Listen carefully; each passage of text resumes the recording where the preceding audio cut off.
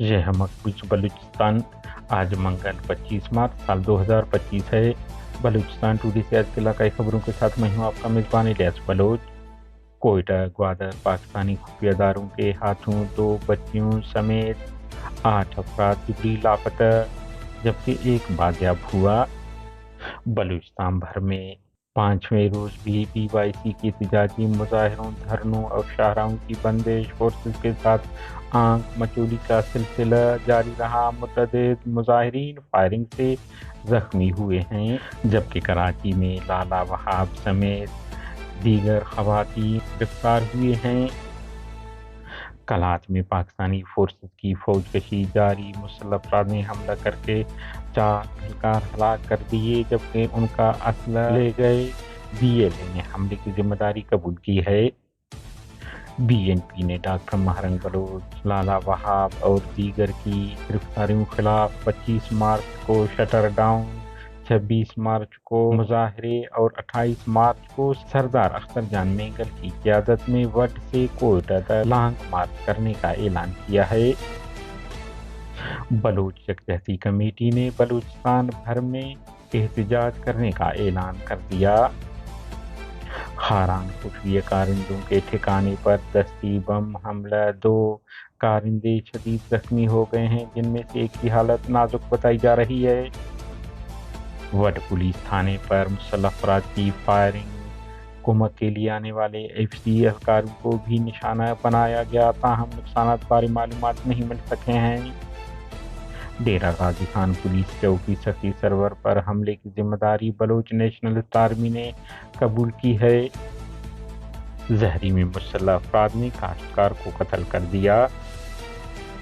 Quetta joint road سے قابض پاکستانی خفیہ اداروں نے رات گئے گھر گھر چھاپے دوران خلیل احمد بلوچ اور ان کے بیٹے نوید احمد نیچاری سمیت متعدد افراد کو حراست میں لے کر لاپتہ کر دیا ہے، تاہم دیگر کے نام سامنے نہیں آ سکے ہیں۔ دوسری جانب خلق کمرانی سے مسلح سرکاری جتھے کے سوار کارندوں نے ملک حسن کمرانی نامی شخص کے 2 کمسن بچیوں مزدلفہ اور آجوئی کو اکیڈمی سے واپس آتے ہوئے اغوا کر لیا ہے۔ کیچ کے علاقہ مند سے گزشتہ روز قابض پاکستانی فورسز نے بلوچی زبان کے شاعر اور طالب علم نبیل نود کو حراست میں لے کر نامعلوم مقام منتقل کر دیا۔ دوسری جانب اطلاعات ہیں کہ عبدالرحمان کمرانی بازیاب ہو گئے ہیں۔ بلوچ یکجہتی کمیٹی کی کال پر عوامی مظاہروں کا سلسلہ سوموار کے روز بھی مختلف شہروں میں جاری رہا۔ کیچ کے مرکزی شہر تربت، بلیدہ، حب اور پنجگور سمیت دیگر علاقوں میں ڈاکٹر مہرنگ بلوچ اور دیگر گرفتار افراد کی بازیابی کے لیے مظاہرے کیے گئے، ریلیاں نکالی گئیں۔ مظاہرین اور قابض ریاستی فورسز درمیان دن بھر آنکھ مچولی کا سلسلہ جاری رہا۔ فورسز نے عوام کو منتشر کرنے کے لیے آنسو گیس کے گولے فائر کیے، جبکہ دوسری جانب عوام نے پتھروں اور غلیل سے جواب دیا۔ پنجگور میں بلوچ یکجہتی کمیٹی کے مظاہرین کو پولیس کی ہراسگی کا سامنا بدستور جاری رہا، موبائل چھینے گئے اور روڈ زبردستی کھولنے کی کوشش کی گئی۔ علاقائی ذرائع کے مطابق پولیس کے ہمراہ حکومتی حمایت یافتہ گروہ ڈیتھ اسکواڈ ارکان بھی مظاہرین کے خلاف متحرک رہے۔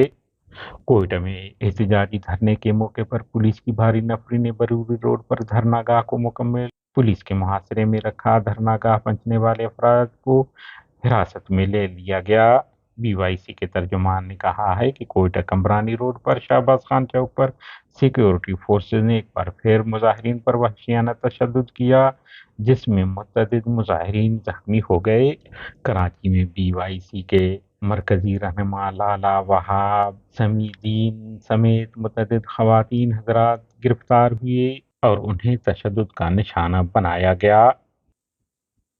بلوچستان نیشنل پارٹی کے ترجمان نے جاری بیان میں کہا ہے کہ کوئٹہ میں موجود مرکزی کابینہ سینٹرل ایگزیکٹو کمیٹی کے ممبران سینئر دوستوں کا ہنگامی اجلاس ہوا، جس میں فیصلہ کیا گیا کہ 25 مارچ کو بلوچستان بھر میں شٹر ڈاؤن، اس طرح 26 مارچ کو بلوچستان بھر میں پریس کلبز کے سامنے احتجاجی مظاہرے کیے جائیں گے، جبکہ جمعہ 28 مارچ کو پارٹی قائد سردار اختر مینگل کی قیادت میں وڈتا کوئٹہ لانگ مارچ کا آغاز کیا جائے گا، جس کا مقصد BYC کے خلاف کریک ڈاؤن اور ان کی قیادت کی رہائی ہے۔ زہری نورگامہ سنی کے مقام پر نامعلوم مسلح افراد نے فائرنگ کر کے محب علی ولد نصر اللہ سکن استا محمد حالداک بلبل زہری کو قتل کر دیا۔ بتایا جا رہا ہے کہ وہ کافی عرصے سے زہری میں بزگری کی غرض سے رہائش پذیر تھے اور یہاں کاشتکاری کر رہے تھے۔ ہمارے نیوز کو لائک اور شیئر کریں تاکہ پاکستان اور اس کے فوج کی درندگی کی نیوز زیادہ سے زیادہ انسان دوست لوگوں اور ملکوں تک پہنچ پائیں۔ شکریہ۔